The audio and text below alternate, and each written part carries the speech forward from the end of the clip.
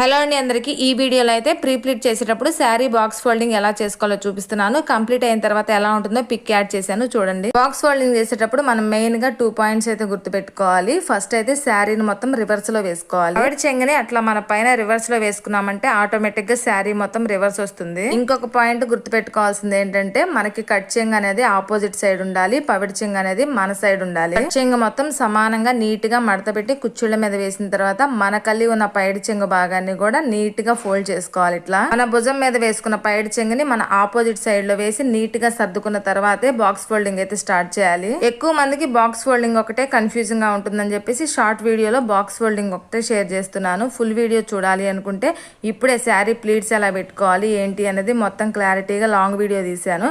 ఎవరికైనా కావాలి అనుకుంటే ఒకసారి చెక్ చేసేయండి. ఆ వీడియో లింక్ ఈ వీడియో కింద ఇస్తాను. ఐరన్ బాక్స్ తో కావాలన్నా సరే నాకు కామెంట్ సెక్షన్ లో కామెంట్ చేయండి. నెక్స్ట్ వీడియోలో షేర్ చేస్తాను. వీడియో నచ్చితే లైక్ అండ్ సబ్స్క్రైబ్.